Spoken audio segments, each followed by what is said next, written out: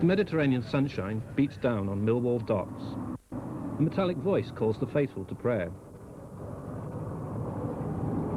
This might appear to be a secret gathering of a brand new religious sect, and in a sense it is.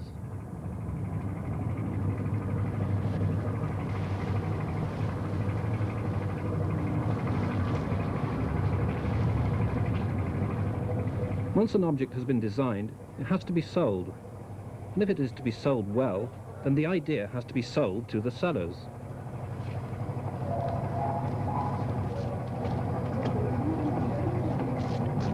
Good morning. The congregation here is made up of car dealers who undergo this selling, a ceremonial ordeal by multimedia bombardment. They are comforted in this by young ladies clad in white boiler suits. Design is not only about being rational and inventive, but about catering for intangible and obscure desires. Once the products of design are in the marketplace, they come over clearly as a mixture of rationality and razzmatazz. In a new car, such as the Ford Sierra, which takes precedence? The rational or the not-so-rational demands? The engineering or the market? Major priorities is to present Sierra as an all-new car with a totally new aerodynamic shape. The benefits of that being in terms of overall fuel efficiency, because this is a very fuel-efficient automobile, and also bold, distinctive aerodynamic styling, which will set Sierra apart from all its major competitors. That will be the basis of our launch advertising. Styling which is aerodynamic, obviously very important as a customer benefit in terms of fuel efficiency, but also in looks, distinguishing modern cars from their predecessors. Well, he's not exactly right there. Austrian engineer Paul Géré patented an aerodynamic car in 1922. In the patent, he outlined a shape which he claimed would revolutionize the fuel economy of cars. The sales brochure promised more economical, faster and more comfortable automobiles. Géré had worked on the team responsible for the aerodynamic shape of the Graf Zeppelin airship. His car body design was little more than a Zeppelin sliced along its length with another smaller half-Zeppelin stuck on the top.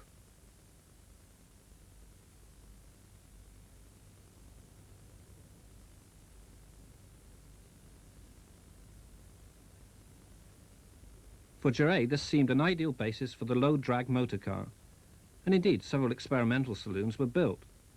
But because of the chassis size, the cars were taller and thinner than he would have liked.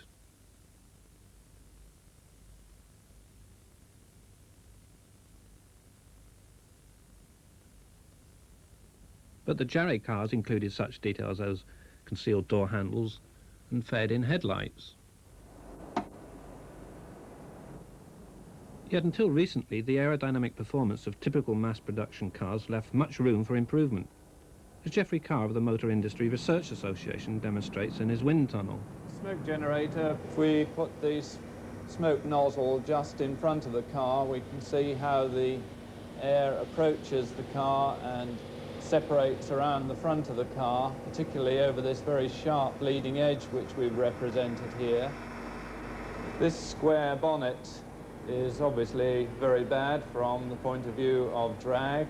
It wastes a lot of energy which has to be paid for in the petrol that the engine is consuming. It does have one small incidental benefit, and that is that it acts as quite a good fly deflector. Any insects encountered by the car will be thrown up along the line of the smoke and deposited quite high up on the windscreen. Below that line there is recirculation of the airflow, filling almost the whole of the volume above the bonnet.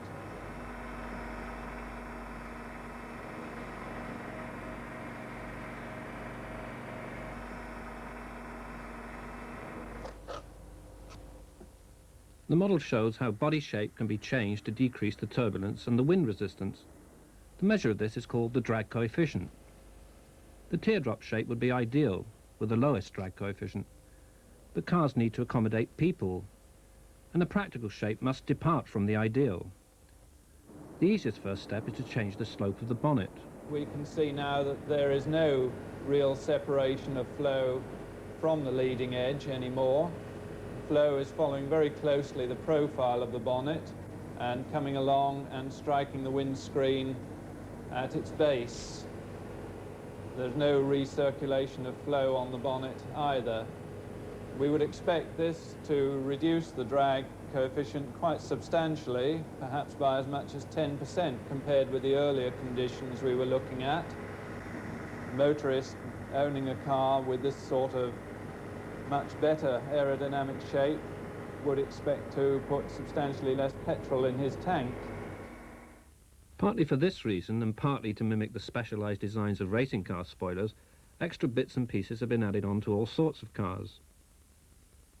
Although the basic principles of aerodynamics have been known for 50 years, why has it taken so long for body shapes to reflect that knowledge? People don't buy cars unless they like the look of them. And until quite recently, most of the motor industry in the world has been in the fashion business. In Europe, not quite so much as in America. In the 50s and 60s in America, you may remember we had these cars festooned with chrome and with large fins and so on. In Europe, people have always been rather more conservative, but still the need to produce a car which not only looks nice but looks in fashion has been a very powerful factor in guiding what the stylists do. Has it been the fuel crisis that has pushed us in that direction? Almost certainly, yes, and will continue to push us in that direction. For example, the Ford Sierra, which is shortly to be launched, has a drag coefficient of 0.34.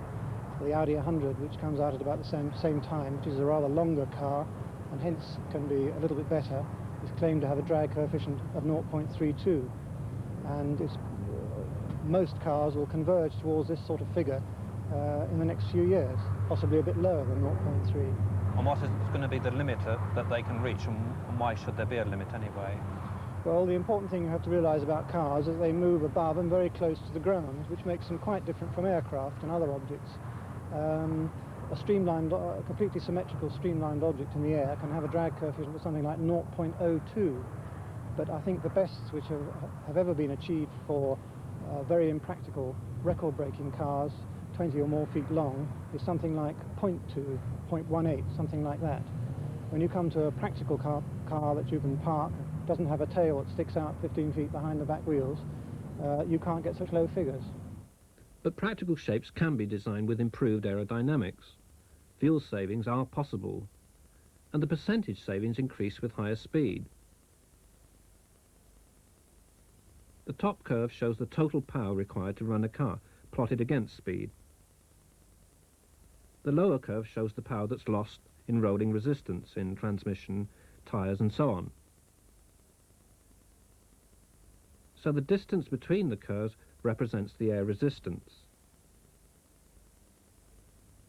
At 30 miles an hour, the air resistance roughly equals the rolling resistance. But at 80 miles an hour, it's over 4 times as much. Aerodynamic body shapes will lower this top curve. But what savings in practice can we expect to see? Toni Curtis. Cutting the drag coefficient of a modern car will cut the fuel by 10%, will cut the fuel consumption by about 3%. Well, it would be quite easy to have a modern car with a drag coefficient of 0.45, for example, and produce a successive model with a drag coefficient of 0.3, so you have a 30% reduction in drag, a 10% improvement in fuel consumption. It's not to be sniffed at. No penalty at all either when you've done it. In what sense do you mean, no penalty? Well, there's no need to increase weight or lose space or reduce performance. It's there for free.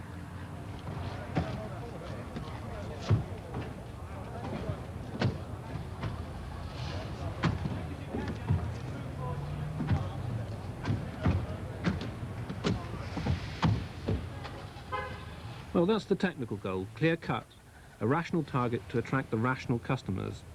But it's the market as well as engineering that determines the shape of our cars. And for a long time, we've had a high drag market. The industry in general resisted the clear conclusions of aerodynamic research. It believed that no one would buy cars shaped like eggs and potatoes. The public needs to be persuaded that these new shapes are good for them.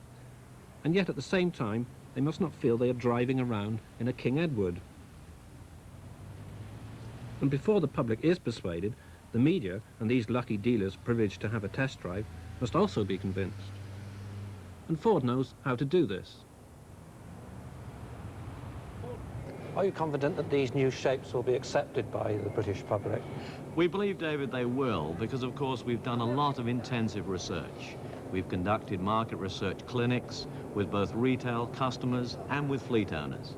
And their general reaction to the various stages of Sierra design has been overwhelmingly enthusiastic. With the Sierra body shape, yes, you can research it very extensively during the various stages of design, but a lot of it has to come down to a basic feel for the marketplace and, of course, accustoming the marketplace progressively to a new design. One method is known as the concept car. This particular beast was produced by Pininfarina of Italy as a good compromise of packaging with aerodynamics, giving a drag coefficient of 0.21. This was Ford's answer, Probe 3. Now, the outward function of Probe 3 is as a research prototype, but also fulfills the useful secondary function of educating the public. And through a series of carefully orchestrated leaks, the press have had a glimpse of what it may or may not be the new model. It prepares the public for something startling, so that the novelty of this Sierra comes over as reassuring. Not too old hat, not too novel, but just right. So they've already had a forewarning, as it were. That's right. They've been prepared in their minds for a rather different kind of shape. In your mind, is there a balance to be struck between the kind of novelty that you can get away with and the kind of novelty that might be off-putting? Yes, there's most certainly a balance, and I think the balance really is between the rational requirements of the customer, wanting things in their cars, for example, like reliability, durability, safety, fuel efficiency. But in addition to that, there are the emotional requirements. He wants something that looks modern, that looks distinctive on the road, and this, I think, is where Sierra is going to score very heavily. Here we enter the province of the market researcher, Sally Ford Hutchison. Number of areas. The first area is very much the practical area, so that's needs such as enough space in the car to fit the family in, the right sort of miles per gallon, the right sort of running costs and so on. There's then an area that comes somewhere towards the emotional needs, and those tend to be things like, we call them driver enhancements, but they're things like performance and handling and responsiveness and cockpit appeal and so on. And then we have the purely image-related areas, which are areas of status and individuality, and they're very much related to styling. And it's up to the designer to try and fulfill those needs. So what sort of brief would you offer to a designer on something like the shape of a vehicle? Well, it's very difficult for us to offer a brief because designers are obviously working very far in advance of public tastes, and we can only predict certain things. We can probably predict the practical needs, but it's very difficult to predict what's going to happen in terms of fashion. And that's where, as a marketer, I have to admire the designer's ability to be able to work in advance of public taste.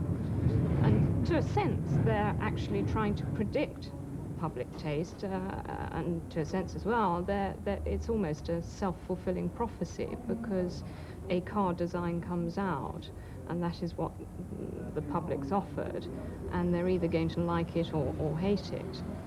What do you mean by image when you talk of what the public wants?